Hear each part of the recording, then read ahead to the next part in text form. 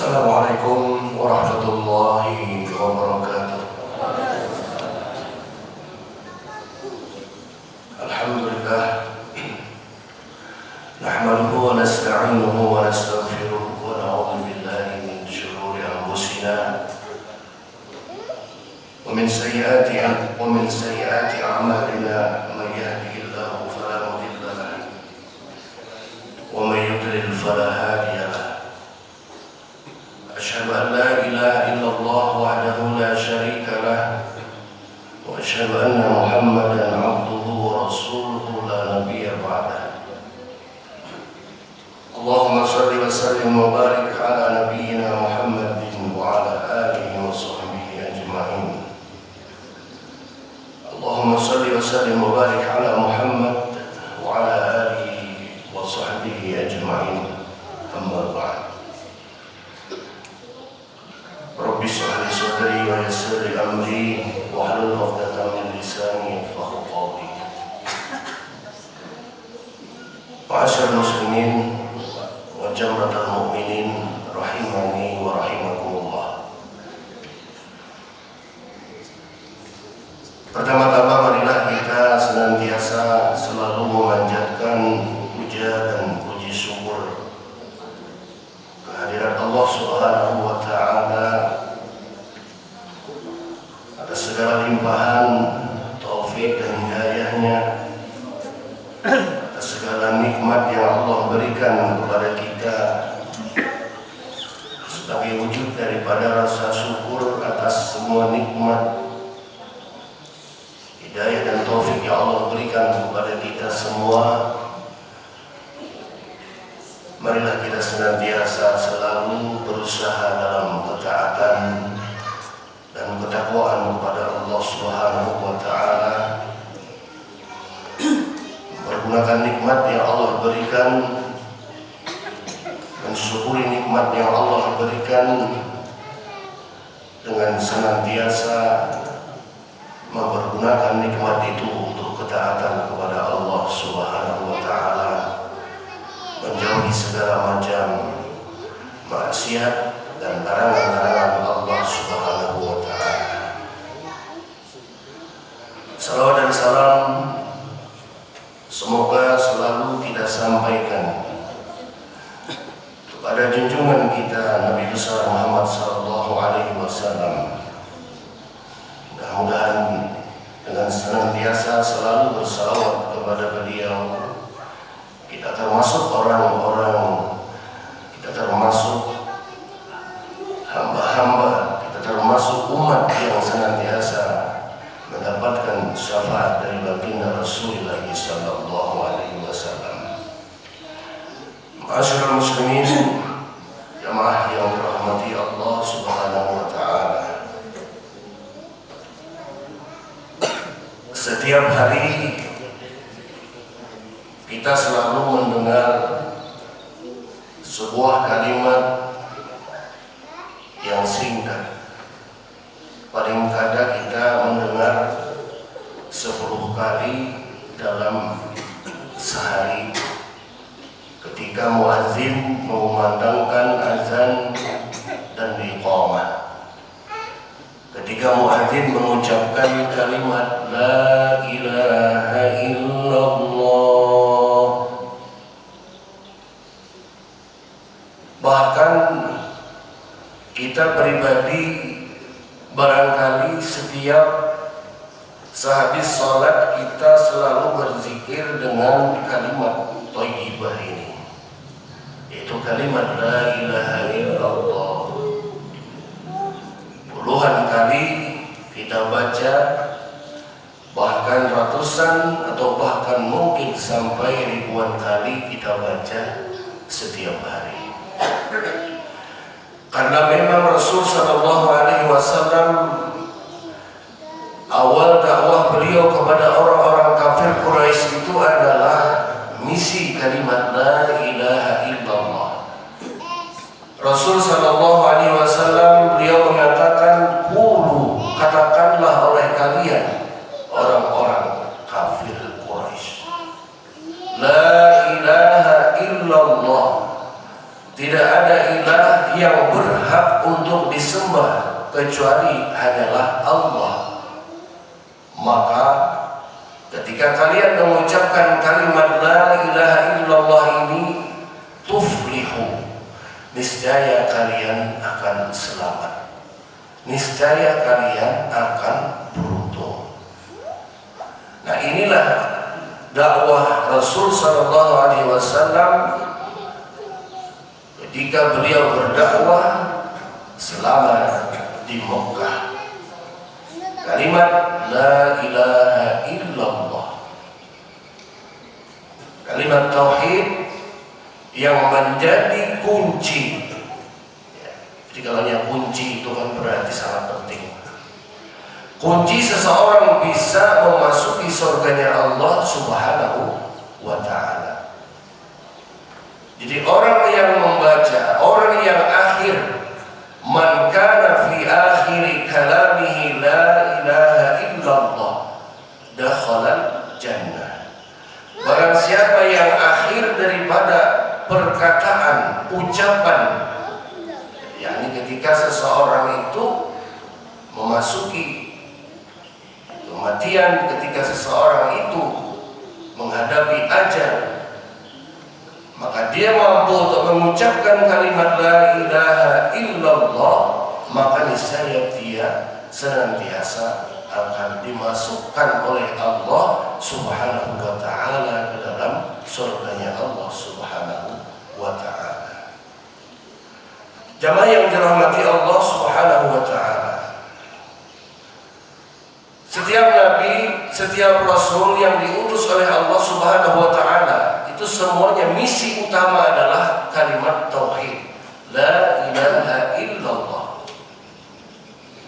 Kita tahu bersama Nabi Ibrahim. Dan Nabi Ibrahim itu diberi julukan atau diberi gelar Abu Tauhid. Orang tuanya, Abu itu artinya ayah Tauhid. Bahkan setiap ayat-ayat di dalam Al-Quran yang ada nama Ibrahim selalu berkaitan dengan tauhid.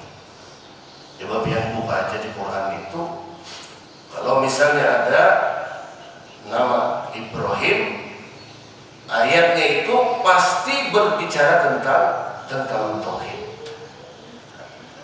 Jadi sebanyak, kalau tidak salah, sebanyak 69 kali Nabi Ibrahim, nama Nabi Ibrahim itu disebut di dalam Al-Quran.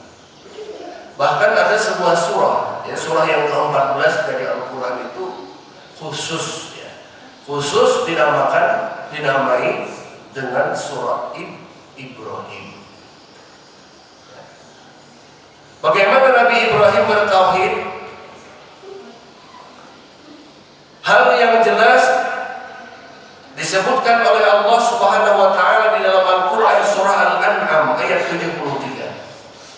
Allah Subhanahu wa ta'ala berfirman, wa idh qala Ibrahim li abihi azara atattakhidhu asnaman aliha inni araka wa qaumaka fi dhalalin mubin. Dan tak kala dikatakan li Ibrahim, wa idh qala Ibrahim li abihi, kepada ayahnya Ibrahim, Azar, yang bernama Azar, atattakhidhu asnaman aliha, mengapa engkau menjadikan patung-patung berhala-berhala ini sebagai aliha, sebagai Tuhan? Inni araka wa qaumaka fi dhalalin mubin. Sesungguhnya kata Nabi Ibrahim, aku melihat engkau wahai ayah termasuk daripada fi dhalalin mubin, dalam kesesatan yang nyata. Ini dialog antara Nabi Ibrahim dengan orang tuanya yang bernama Azar. Jadi Azar itu nama abah Nabi Ibrahim, seorang pemahat, seorang ahli dalam pahat memahat, orang suruhannya Raja Namrud. Jadi ketika Namrud itu ingin membuat berhala, yang disuruh pasti Azar. Yang disuruh pasti ada. Kemudian dialog selanjutnya antara Nabi Ibrahim dengan kaumnya. Di ayat yang selanjutnya Allah jelaskan, falamma janna alaihil lail, tatkala malam gelap gulita, ra'a kaukaba. Jadi pada saat malam gelap gulita, Nabi Ibrahim melihat bintang. Jadi kalau malam gelap gulita kelihatan bintang. Kata Nabi Ibrahim, hada Rabbi, inilah Tuhanku. Maksudnya adalah bahwa Nabi Ibrahim bermaksud untuk menyindir kaumnya yang pada saat itu menyembah bintang. Hada Rabbi, falamma afalat qala la uhibbul afilin. Kata Nabi Ibrahim, tak kala bintang itu hilang. Ya, jadi yang namanya bintang itu bisa hilang. Ujar Nabi Ibrahim, qala inni la uhibbul afilin. Aku tidak menyukai sesuatu yang bisa hilang. Artinya apa? Mengapa kalian menyembah sesuatu yang bisa hilang? Di ayat yang selanjutnya lebih jelas lagi Allah menjelaskan, falamma ra'al qamara baziqan qala hadza rabbi. Maka tatkala Nabi Ibrahim melihat bulan yang terang, namun ketika bulan yang terang itu hilang, falamma afala qala la illam yahdini rabbi la akunanna minal qaumid dhalin. Andaikan Tuhanku tidak memberikan petunjuk kepadaku, kata Nabi Ibrahim, niscaya aku termasuk daripada golongan orang-orang yang tersesat. Kesindiran oleh Nabi Ibrahim kepada kaumnya. Kemudian kata Nabi Ibrahim, kata Allah Subhanahu wa taala, falamma ra'a asy-syamsa bazighatan qala hadza rabbi. Tatkala Nabi Ibrahim melihat sesuatu yang lebih besar lagi, yakni matahari. Falamma ra'a asy-syamsa bazighatan, matahari yang terang benderang. Qala hadza rabbi, ini Tuhanku, kata Nabi Ibrahim. Hadza akbar, ini lebih besar lagi. Ini lebih besar lagi dari bintang, lebih besar lagi dari bulan. Namun falamma afalat, namun tak kala matahari itu hilang. Qala ya qaumi inni bari'un mimma tusyrikun. Sekarang kata Nabi Ibrahim, sudahlah, mari kita berlepas diri daripada apa yang kita persekutukan. Nabi Ibrahim mengajarkan tauhid kepada kaumnya. Nabi Ibrahim mengajarkan tauhid kepada kaumnya. Rasul sallallahu alaihi wasallam begitu juga, beliau mengajarkan tauhid, bagaimana memurnikan tauhid. Bagaimana tauhid itu tidak bercampur dengan kesyirikan. Kadang-kadang kita mengucapkan kalimat la ilaha illallah, la ma'budu bihaqqin illallah. Tidak ada ilah yang berhak untuk disembah kecuali Allah. Tetapi nyatanya ucapan kita tidak sesuai dengan perbuatan kita. Kita masih pergi ke dukun, kita masih pergi ke orang pintar untuk menanyakan perkara-perkara gaib. Kita masih percaya dengan jimat, kita masih percaya dengan tangkal dan lain sebagainya.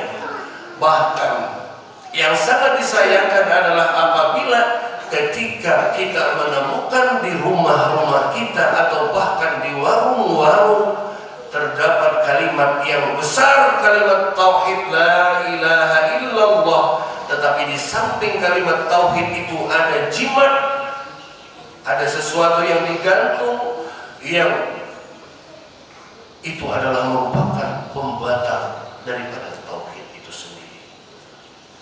Pada satu sisi kalimat tauhid, pada sisi sisi lain terdapat pembatal daripada tauhid.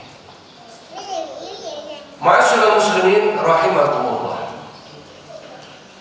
Di dalam Al-Qur'an surah Al-Isra ayat 57 Allah Subhanahu wa taala berfirman, "Ulaika alladziina yad'una yabtaghuna ila rabbihimul wasilah ayyuhum aqrab wa yarjuna rahmatahu wa yakhafuna 'adzabah inna 'adzaba rabbika kana mahdhura." Orang-orang yang mereka seru itu,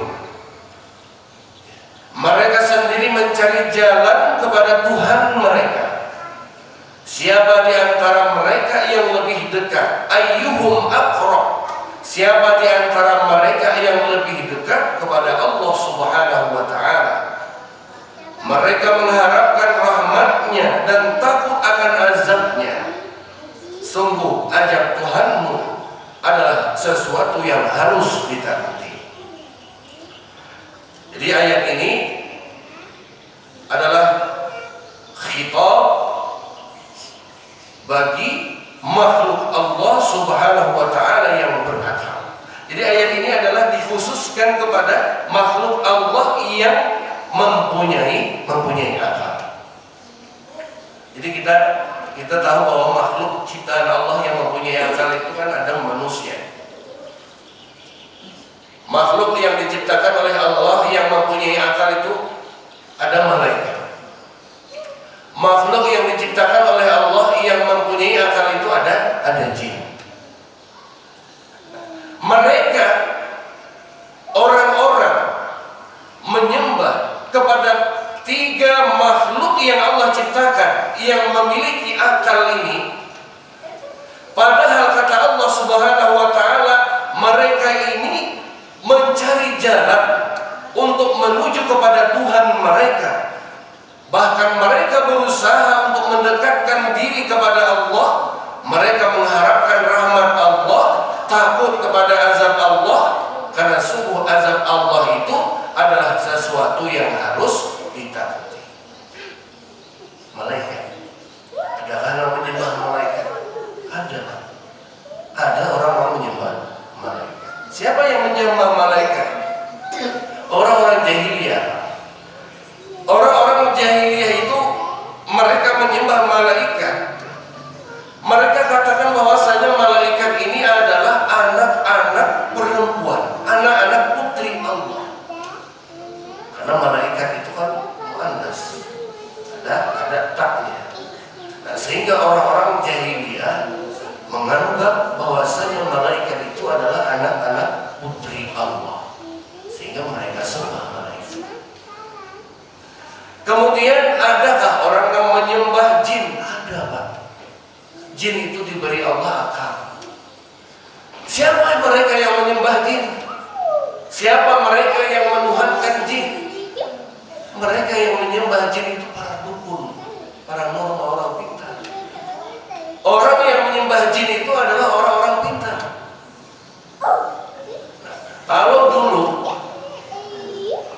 dulu dukun-dukun yang menjadikan jin itu sebagai sekutu mereka. Ketika orang-orang datang kepada mereka bertanya kepada dukun, kemudian jin mengkabarkan kepada dukun itu tentang berita yang gaib. Satu kebenaran itu berbanding 100 kebohongan. Kalau satu yang benar, ada 100 kebohongan. Jadi kalau kita percaya lawan dukun, datang melawan dukun, bertakon lawan dukun, ketika pertanyaan kita itu mungkin benar, boleh jadi ini adalah merupakan sebuah istidraj dari Allah Subhanahu wa taala untuk menyesatkan manusia, sesat manusia. Kalau dulu dukun ini kan terkenal seram.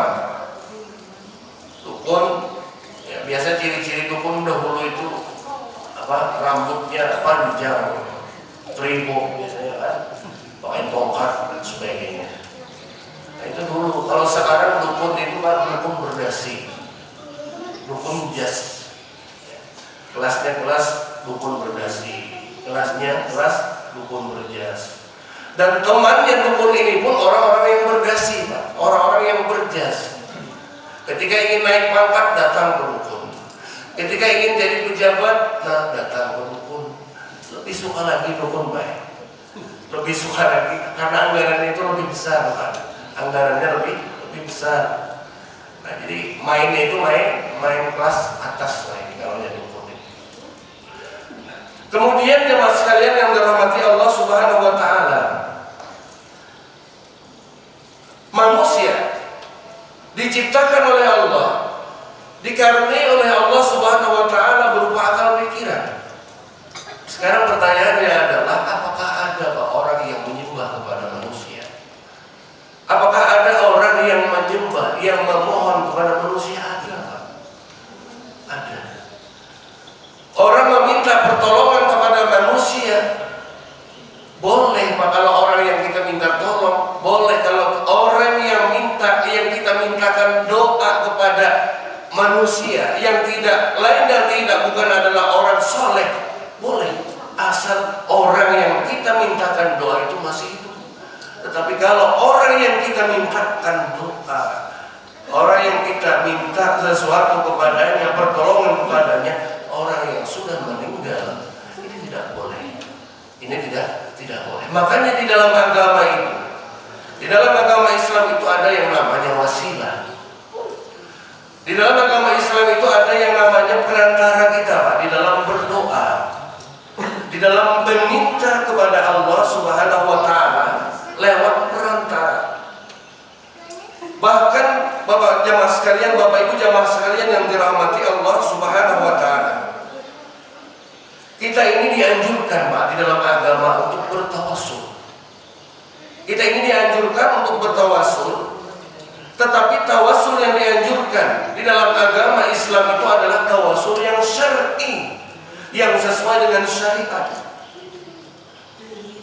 Sesuai dengan syariat. Di antara tawassul yang disyariatkan di dalam agama kita, di dalam agama Islam itu, mungkin yang sudah tahu berataan, tapi tidak ada salahnya Pak Ulun kembali untuk menyampaikan.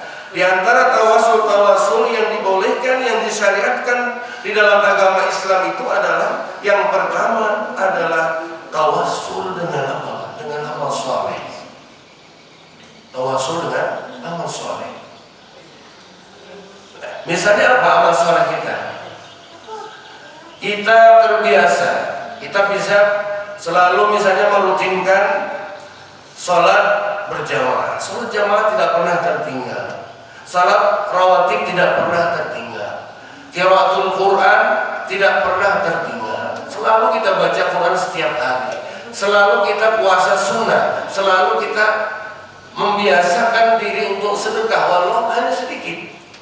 Maka dengan amal-amal saleh kita itu, ketika kita mendapatkan satu kesulitan di dalam hidup, ketika kita membutuhkan pertolongan Allah Subhanahu wa taala, kita sebut amal saleh kita itu.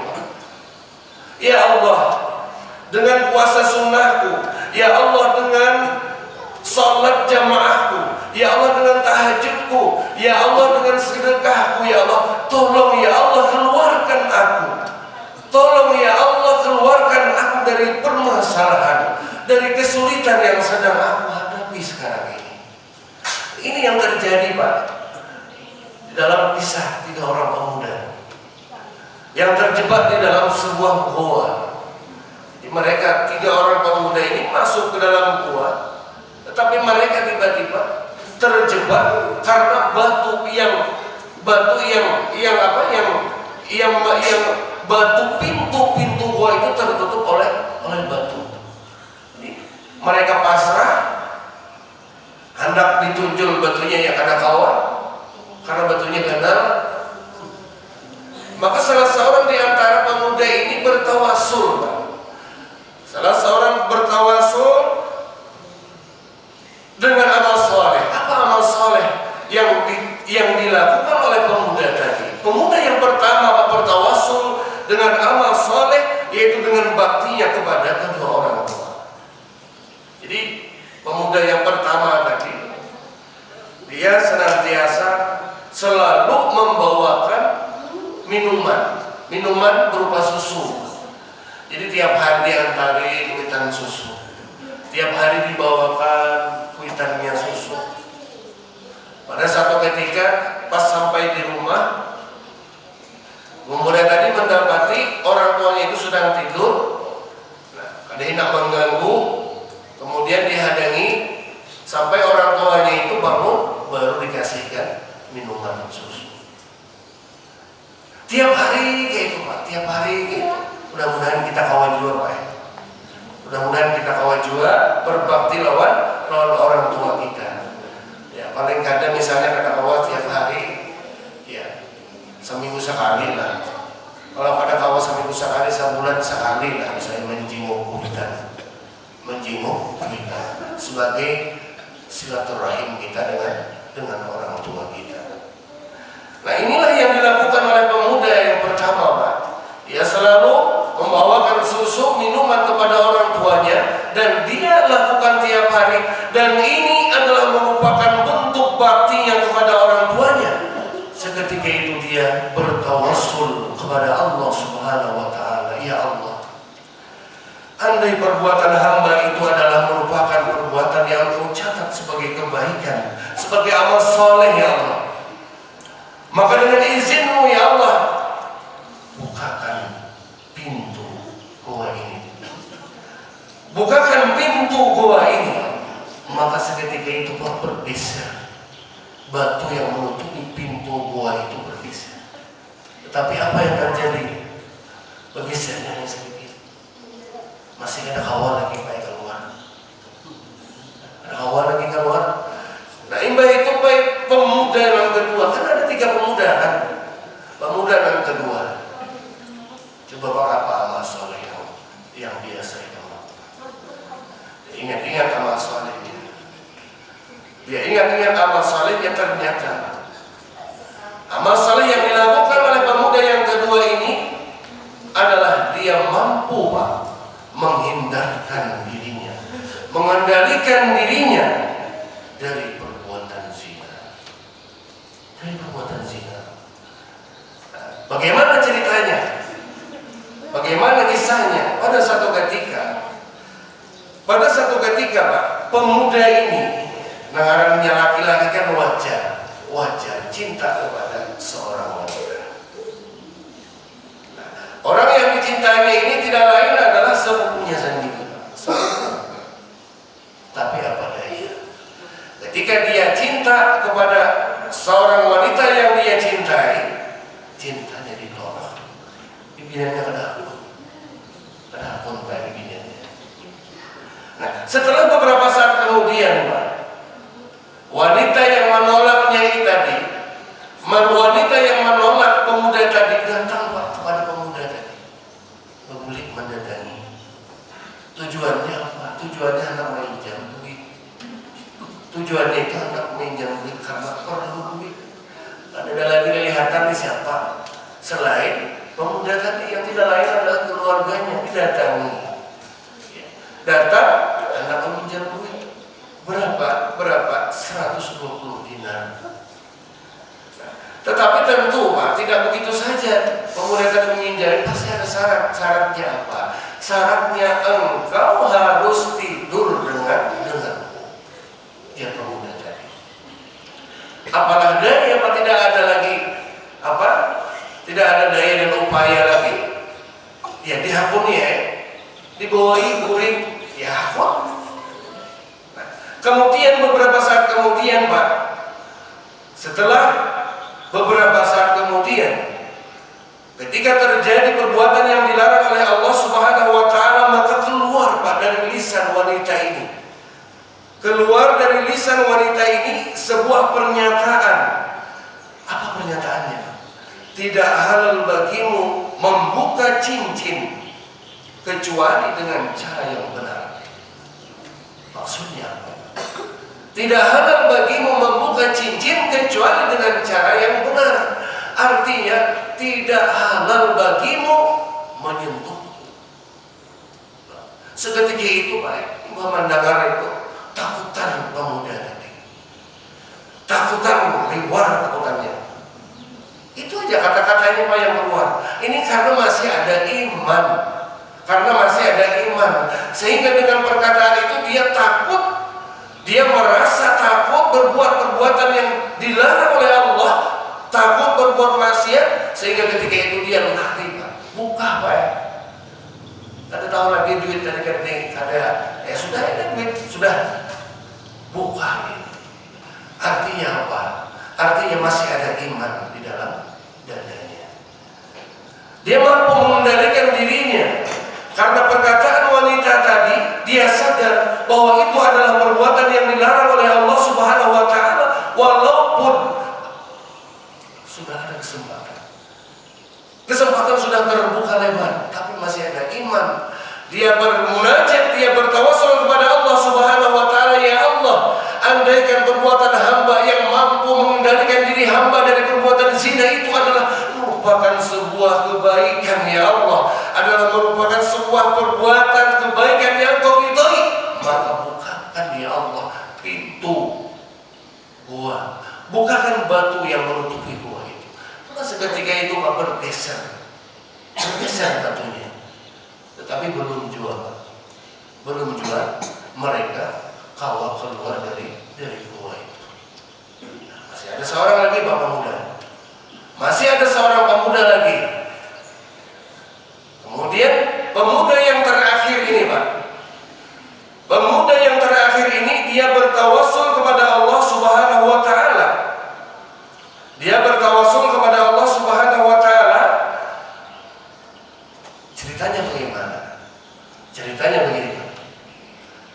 Pemuda yang ketiga ini adalah salah seorang, ya katakanlah bos.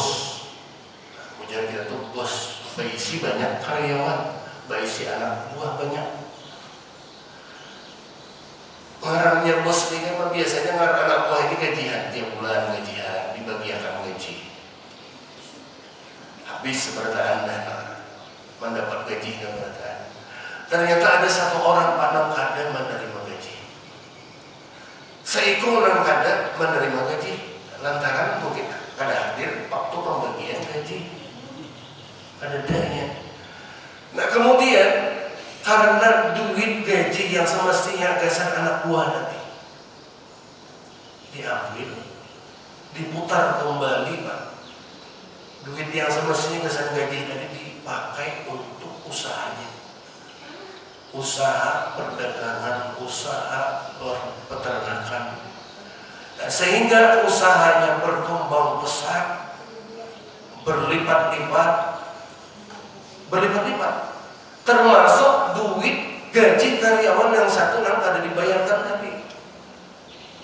Maka pada satu ketika Pak, karena dia merasa gajinya itu kada dibayarkan, dia ingat datang lawan bosnya, ditagih gajinya. Bos, mana gaji? Semalam ada dia bayarkan. Allah hendak mengambil, padahal duitnya itu sudah tercampur lawan usahanya, sudah tercampur lawan usaha perdagangan, usaha peternakannya sudah tercampur. Karena dia merasakan, dan pemuda tadi yang tidak lain adalah bos tadi, merasa bahwa hartanya itu bercampur dengan harta orang yang berhak menerima, maka dia serahkan semua hartanya tadi. Dia serahkan semua ternaknya kepada pemuda yang datang kepadanya. Sudah ambil semua hartaku, ambil semua hartaku.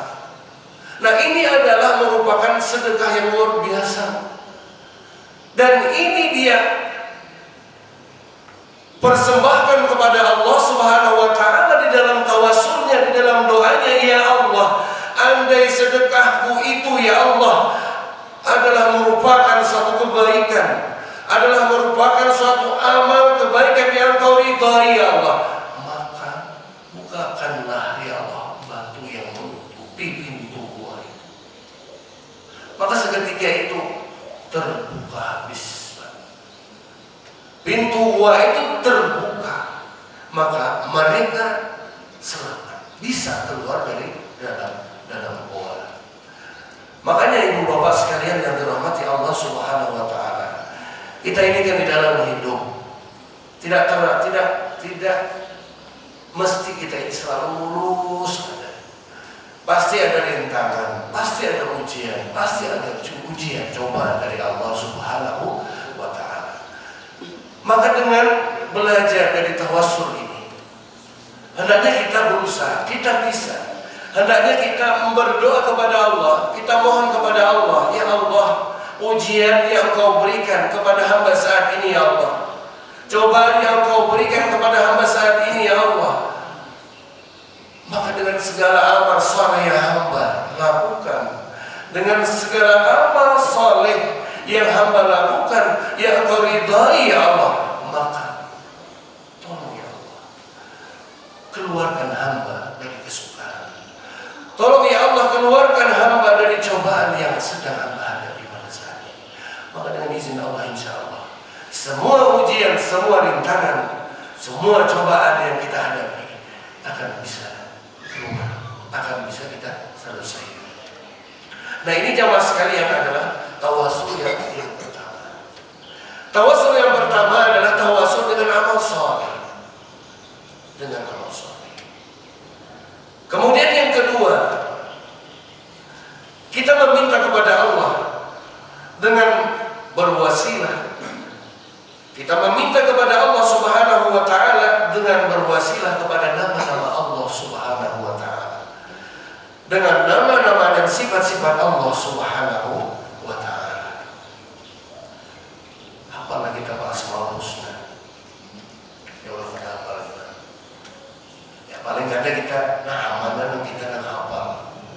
Ar-Rahman, Ar-Rahim, Al-Malik, Al-Qudus, Al-Ghafur, Ya Ghaffar, Ya Rahman. Kita sebut nama Allah Subhanahu wa Ta'ala ketika kita berdoa. Ya Ghaffar, wahai yang Maha Pengampun, ampuni dosa hamba ya Allah. Ya Razzaq, wahai yang Maha Pemberi rizki, berikanlah rizki yang berlimpah kepada hamba ya Allah. Jadi di dalam doa yang kita panjatkan kepada Allah, kita jangan melupakan untuk membuat asma Allah Subhanahu wa Ta'ala. Karena Allah Subhanahu wa Ta'ala di dalam Al-Quran surah Al-A'raf ayat 180, Allah berfirman, "Walillahil asmaul husna fad'uuhu biha."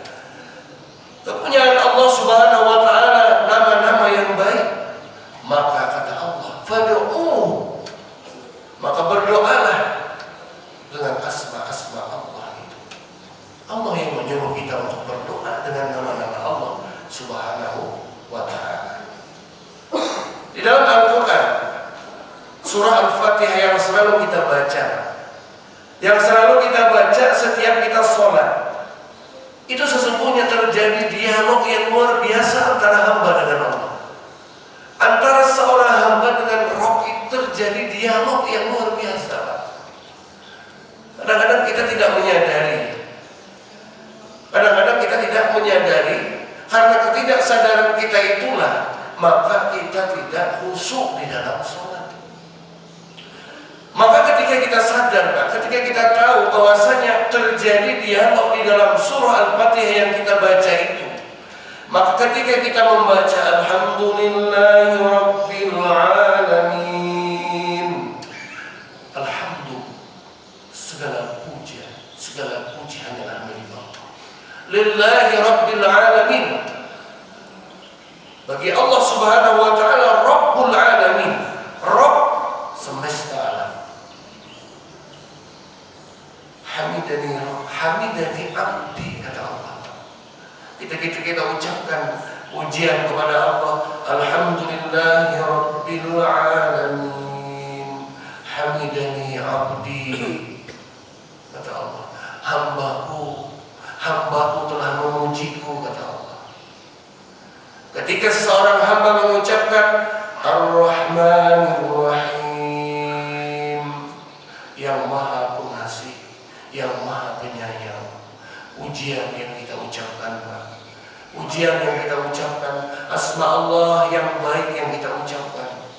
Allah Subhanahu wa Ta'ala mengatakan ketika kita mengucapkan pujian kepadanya, Asna alayya abdi, hambaku telah memujiku. Pada ayat yang pertama Allah katakan hambaku sudah yang kedua, hambaku kembali memujiku, kata Allah Subhanahu wa ta'ala. Maka ketika kita membaca ayat yang seterusnya, Maliki yaumiddin, Malik, Raja, yaumiddin, pada hari ad-din. Majjadani abdi, Majjadani abdi, kata Allah Subhanahu wa ta'ala, hambaku telah memujiku. Hambaku telah memujiku. Ketika seorang hamba mengucapkan iyyaka na'budu wa iyyaka nasta'in, kepadamu kami memohon, kepadamu kami menyembah, dan kepadamu kami memohon pertolongan. Apa kata Allah? Hada baini, ini adalah di antara aku, ini adalah antara aku dan di antara hambaku. Hambaku telah menyatakan bahwasanya kepada akulah mereka menyembah dan kepada akulah mereka memohon pertolongan. Kata Allah Subhanahu wa ta'ala, hada baini wa baina abdi wa li abdi ma sa'al. Di antara aku, ini adalah antara aku dan antara hambaku, dan sekarang adalah bagian hambaku, dan bagi hambaku adalah apa yang mereka mintakan. Ihdinas siratal mustaqim, siratal ladzina an'amta 'alaihim ghairil maghdubi 'alaihim waladdallin. Qala hada li 'abdi, Allah mengatakan ini adalah untuk hambaku, wa li 'abdi ma sa'al, dan sekarang untuk hambaku adalah apa yang mereka minta. Luar biasa. Terjadi dialog antara seorang hamba dengan Allah Subhanahu wa ta'ala. Kalau kita benar-benar menghayati, Pak, apa saja yang kita mintakan kepada Allah Subhanahu wa ta'ala, niscaya akan dikabulkan oleh Allah Subhanahu wa ta'ala, karena ini adalah memang janji dari Allah Subhanahu wa ta'ala. Jemaah yang dirahmati Allah Subhanahu wa ta'ala, mungkin ini saja yang dapat ulun sampaikan.